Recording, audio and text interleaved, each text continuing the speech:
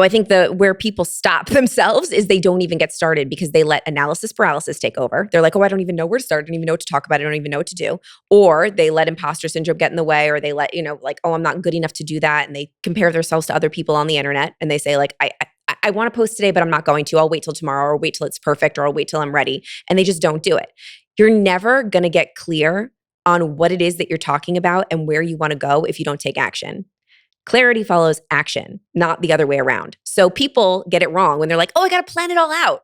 I got to strategize and build the entire plan and know exactly, I'm going to go from this stage to this stage, then I'm going to build this. No, I didn't know what the hell I was doing. I just knew that I had to continuously do uncomfortable shit, do the stuff I was scared to do, and do it kind of bad and not really know what I was doing in order to figure it out.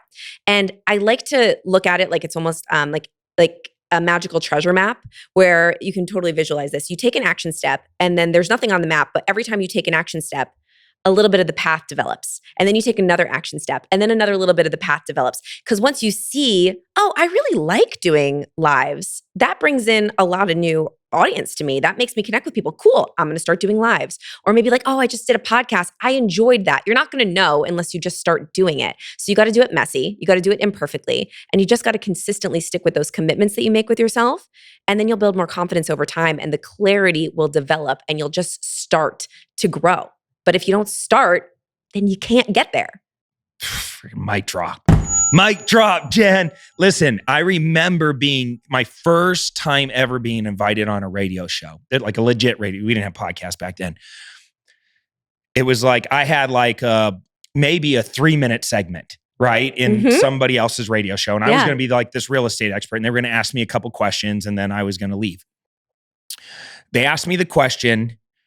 I had practiced the whole way there of like how I was going to look and what I was going to say and all that stuff. They asked me some random question that I didn't practice for. My mind went instantly blank. I froze, literally stage fright, froze, panicked. My palms started sweating. I was like, oh my God, I cannot, I never had experienced that kind of feeling before. And I think I froze it felt like a solid minute and a half. It was probably 20 seconds. Yeah. But it was the longest 20 seconds of my life. And the guy that invited me on the radio show literally hit me in the back and reset me. He was like, boom. And I all of a sudden spit out the answer and it's like my brain started working again. I left there feeling like, oh my God, that was the worst thing I had ever done ever. I was so embarrassed. I wish I could delete it. But I internalized it. I thought about it. It bothered me enough to where it's like, you know what? I am going to get better. I am going to.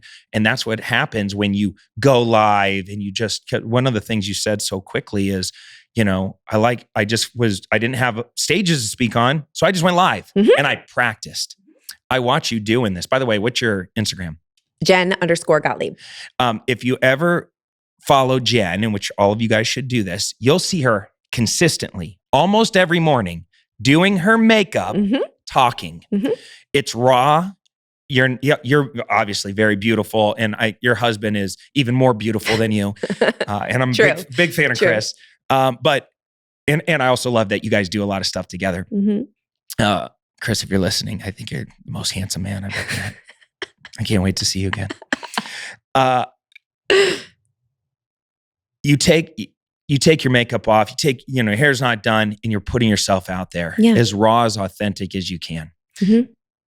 Talk about being vulnerable. Yeah. Not only are you just being raw the way you look and not even worrying about it, but you're just having raw conversations.